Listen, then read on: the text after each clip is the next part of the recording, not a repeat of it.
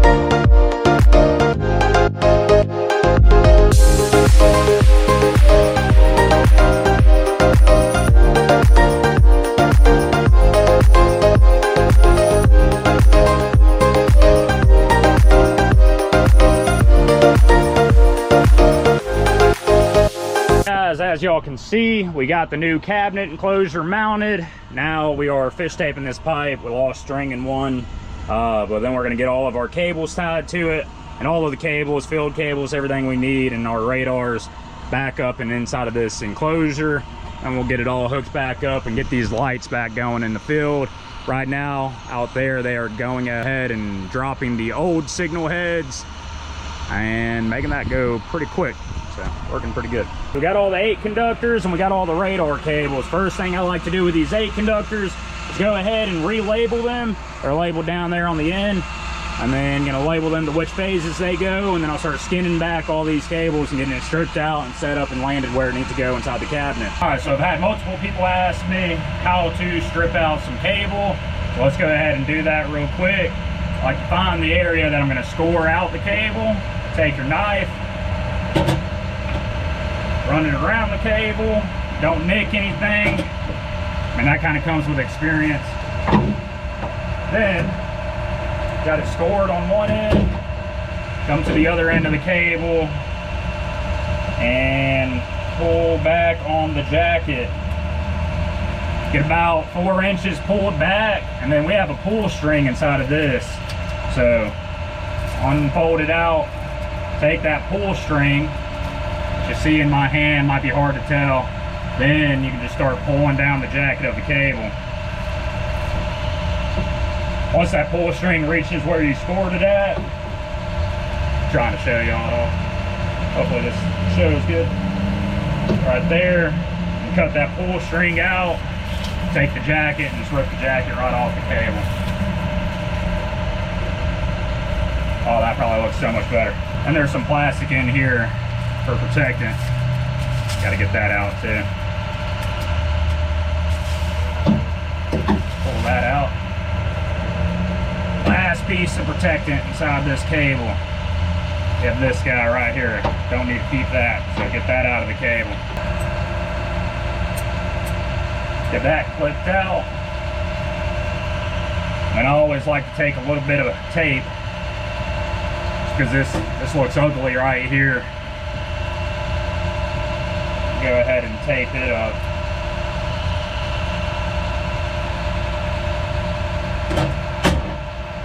And there you go, you got a stripped out cable, ready to be landed where it needs to go. Yep. Make sure to hit the like button. Got all 4 of our 8 conductors skinned back, stripped back how they should be. So we're gonna start routing them around the cabinet, getting them landed. So let's go ahead and do that real quick. Our field cables ran and hooked up where they need to go. So now we need to go ahead and keep pushing in our load cells and get all those put into this cabinet. So. Drag it anywhere.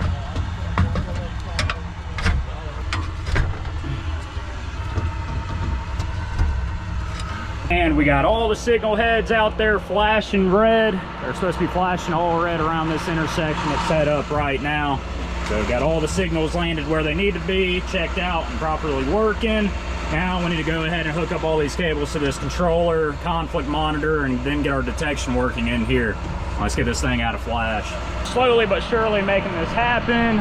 We got all the old lights down, thanks to my man TW up there in the bucket. Got everything flashing red still. Hopefully get this thing out of flash here soon.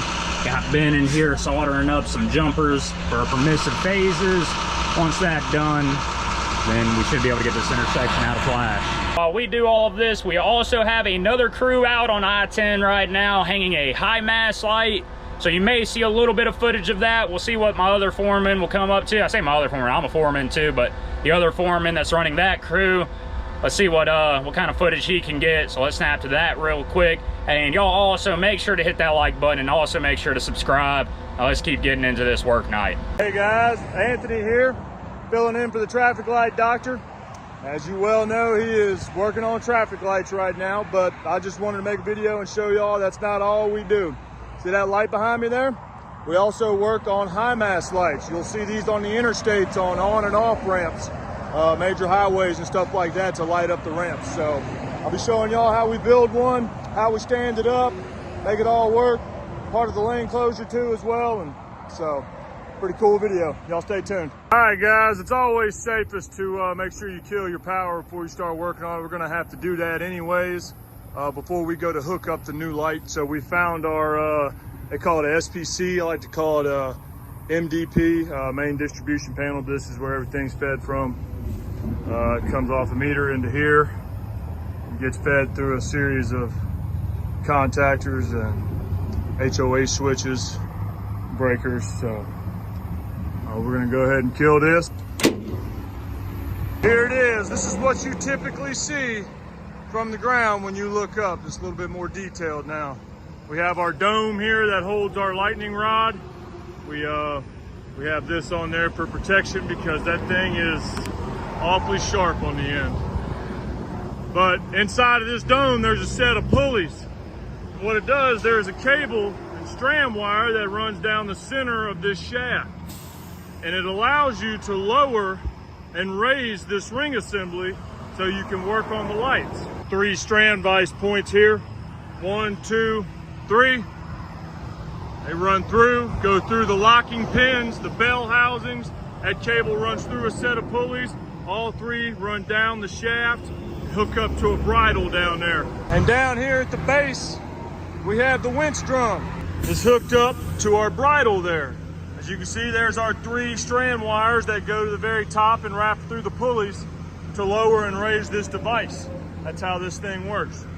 Here we are now, starting to erect the pole. We'll get it up and set over the new base right there. Bolt it down. hook her up.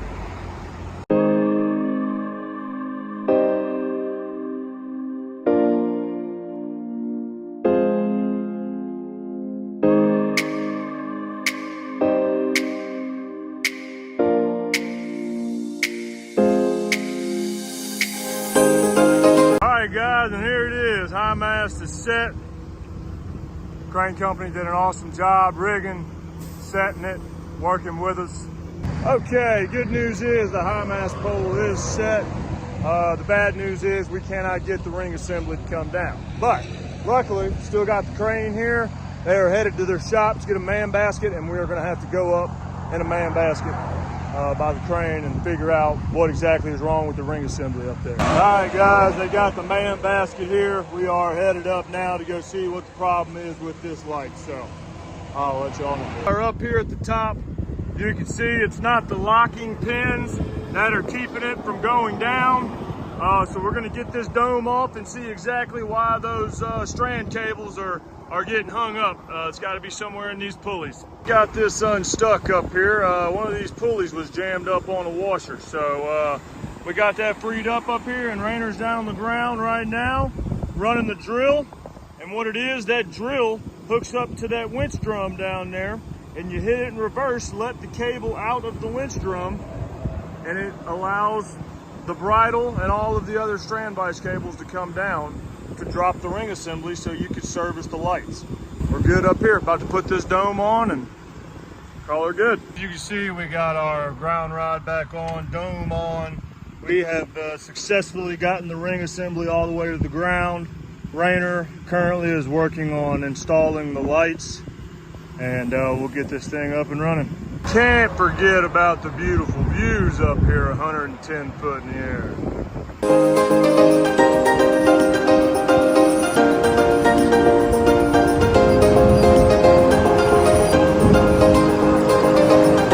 Guys, we're safely back on the ground and ready to install some lights. So we've got all the lights installed. The way this high mast system they work is there's a cord that comes off the top of that breaker. And what that does, that hooks whenever the bridle's back down here with all of the cable coming out of that junction box, goes back down the pole. It hooks into that plug at the bridle and turns the lights on when they're up top. But when you got them down here, you need to service them, you need to replace lights, whatever. Take that cord and you plug it into this J-box on the side of the ring assembly, and you can test your lights. So we're gonna test them right now. Go ahead, Ray. Beautiful. They all come on, LED's lit up. All right, we're gonna level this thing out, send her back up. Got the handle on the drill here. Let's send her up. What that drill does, it'll rotate that winch drum. It'll pull that single strand, which is attached to the bridle, which is attached to the ring gear. All right, guys, the ring assembly is getting pretty close to the top right now. And we know that because the cord coming through the bridle has made it through. And now what you're gonna do is you're gonna sit here and just bump your switch up until you see your 3 locking tabs up top. All 3 of them need to rotate 90 degrees. Notice all 3 of them turn 90 degrees. So now I'm gonna put the drill in reverse and they'll turn another 90 degrees. Now the ring assembly is locked up there, and there's no longer tension on this cable here. It's locked inside of the dome up top. And it's the same thing when you want to get that ring assembly down. You'll turn the drill on forward until you see all 3 locks rotate 90 degrees, and then you'll hit it in reverse, and they'll rotate the opposite way to release themselves from the bell housing and the dome, and then you'll be able to drop it to the ground and service them. We got our cover back on, lights are plugged in, working. That's a job well done here. Just want to thank y'all for watching this, and that's a high mast light for you. And yeah, y'all have a good day. Be safe out there. I appreciate watching. Yeah, this is what we got for the night. We did not cut down the old span or anything like that, and the cabinet looks a little bit like a mess, but we're gonna clean it up a lot tomorrow. MDOT, the guy right behind me over here, he's pressing for us to get out of here because of weather. So that's our excuse to get out of here. And we'll get it all fixed up tomorrow. So y'all stay tuned. Thanks for watching.